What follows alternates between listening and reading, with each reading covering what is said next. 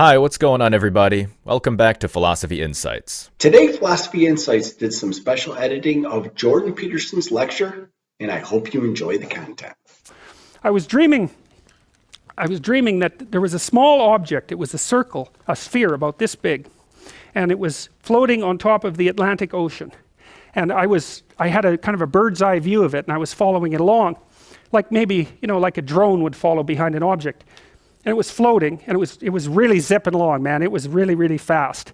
And then the scene shifted to a bunch of scientists. They were sitting inside a room full of television monitors, and they were watching this thing move across the ocean. And so it was here, and then it had 4 hurricanes beside it. One here, one here, one here, and one here. So it was in the center of 4 hurricanes. So whatever it was like some bloody potent thing. It was zipping across the ocean.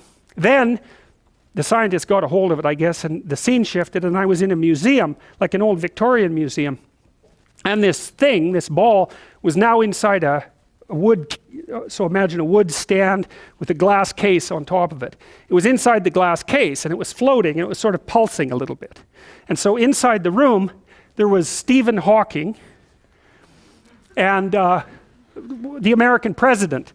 I don't remember who it was. He was sort of faceless. But I thought, Stephen Hawking, what the hell? Disembodied intellect. That's Stephen Hawking. So that's what that meant.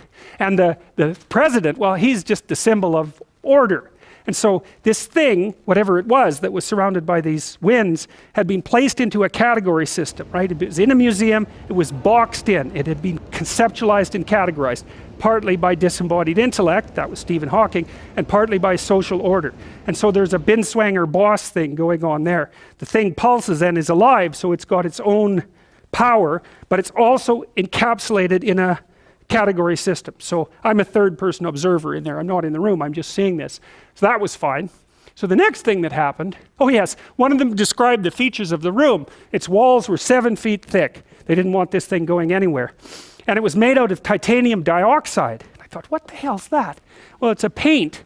It's a paint substance, but it's also what the hull of the Starship Enterprise is made out of. So my dream was saying, well, what's the hardest substance there is as well? It's titanium dioxide. It's not getting out of that box. The walls were designed to permanently constrain the object. Okay, now the next thing that happened was this object you could tell it was kind of alive, and it kept shifting around, and at one point it turned into a chrysalis, a cocoon. And I thought, what the hell does that mean? And then, so it turned into a cocoon.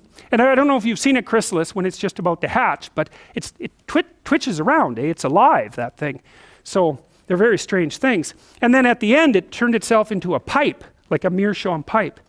And I thought, then it reformed itself into a sphere and just shot right out of the room. Like the walls weren't even there.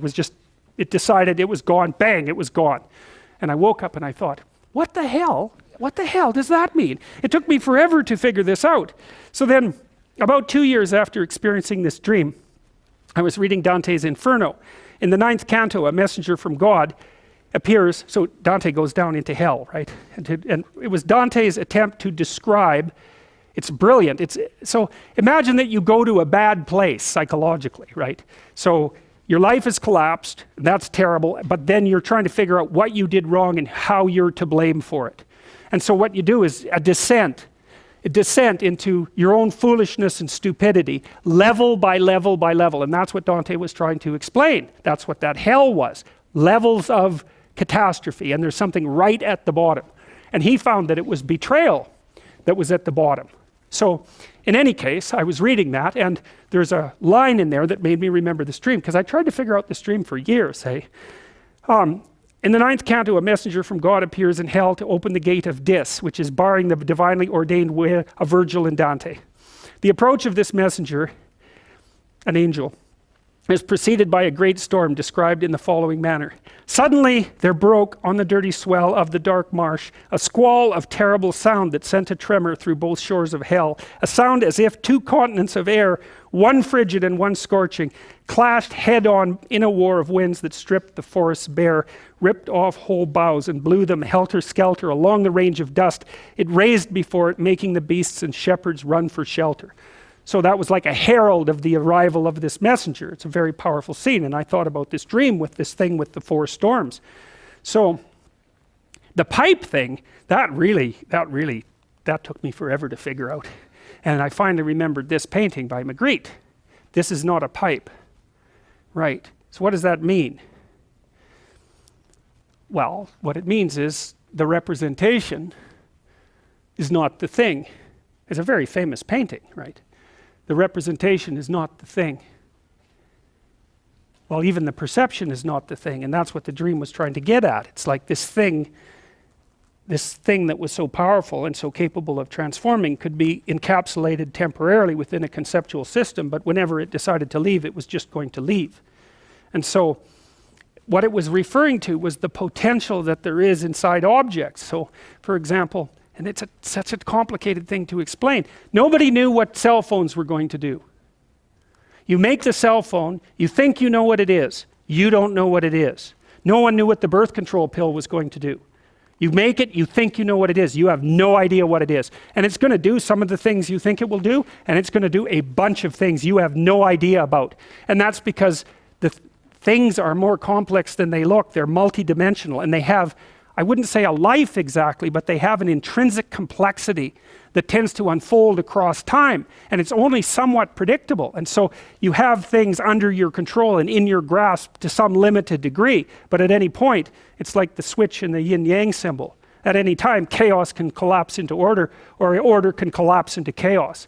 And that's what that dream meant. Another painting by Magritte trying to express the same thing, right? All men in suits, all uniform, all thinking the same way, same haircuts, completely socialized, blinded by their own perceptions. That's us. Because you think, well, your perceptions illuminate and bring you information. It's yes and no. They also constrain to equal degree. I dreamed much later, about a year later. This was a very cool image too.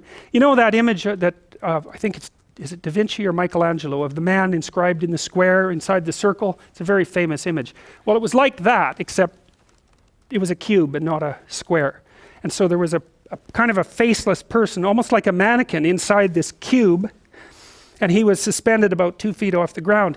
And on the front wall, it was like wallpaper designs. There was these little squares about this big, and they were mandalas, square with a circle inside them. And then inside the circle, there was a little snake tail that was out. And the whole wall was covered with these snake tails. And when the person walked forward, the wall would move forward. And when he walked backwards, the wall would move backwards. So it was always this far away. And he could reach out and pull any of those snakes into being. And so that was another dream of the same sort of idea. What do you have in front of you? A world of objects? No. You have a world of potential in front of you.